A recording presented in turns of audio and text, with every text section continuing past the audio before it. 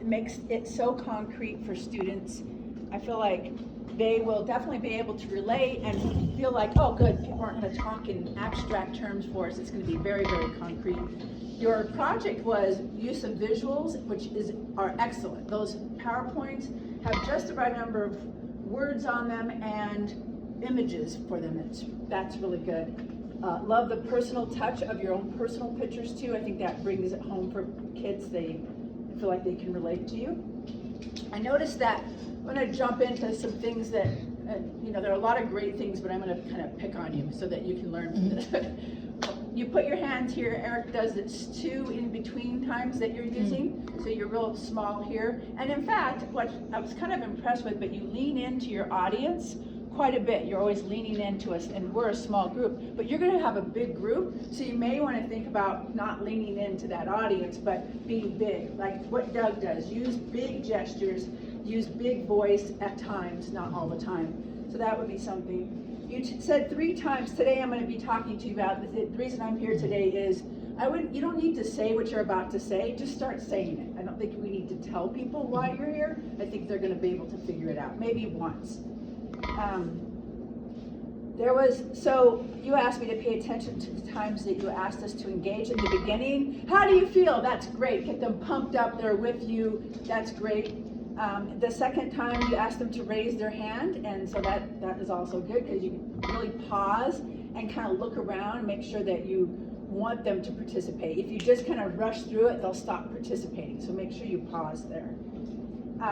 You came alive when you brought Hudson's picture up here. You was like, all of a sudden Jesse came alive. Like your voice got different, you got emotional even a little bit, you moved around the room more. So I think at that point you started feeling really comfortable because you know that story so well. You weren't trying to teach anything, you were just relaying the story. So love to see more of that in the very beginning. You asked them at one point to take a moment and pause. What are you going through today? That whole thing before they raise their hand. Make sure you give some examples first. You do a good job of that later on when you're asking them to talk about what they're grateful for. You did that activity.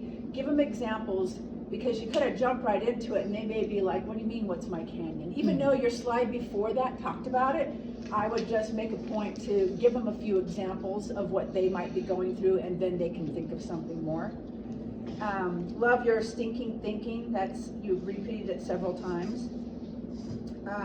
Love the idea of the circle stretch and then how you transition that into the circle of control. So while they're doing the circle stretch, have them say like, what are you focusing on as you do this? So that it transitions better into the circle of control. Because you were like, think about it, we weren't really doing anything, but you could connect those even better, even though it's so obvious. That was really great.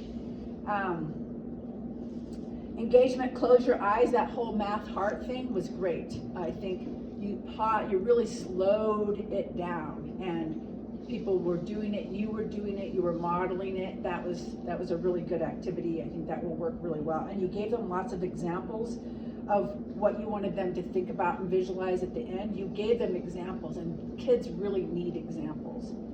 The next engagement was perception. You talked about perception in the slide before, but again, now you're asking them to do a thumbs up. How is your perception? Again, remind them what perception you're talking about. Give them a few examples there. And you only have to give them like 2, I would say. And then the last engagement before you had to close this out is who in here feels like food impacts our feelings or moods? I feel like that's a rhetorical question because everybody knows that does. So maybe you could say, how many of you have ever gotten hangry before? Or something like that, so that it's not a rhetorical question because they're not even going to probably raise their hand like that. Of course our food affects our moods kind of thing, so think about that. But when you do have them engage, really stop and have them engage. And you do a lot of this, or I would just at some point really say, turn to your shoulder partner. Whoever's the tallest goes first, 10 seconds. Tell us this, boom. Okay, it's been 10 seconds. All right, partner B, let's go. So, and give them time to really, they need to, you give them so much information that's so valuable. Let them process it, because it just keeps going and going. You just keep giving them more and more. It's like, this is such good stuff, but they need to process it. So give them that time, even if it means you say less, give them the time to process what you do say. Maybe you are trying to do too much. I don't know how your timing will be for sure.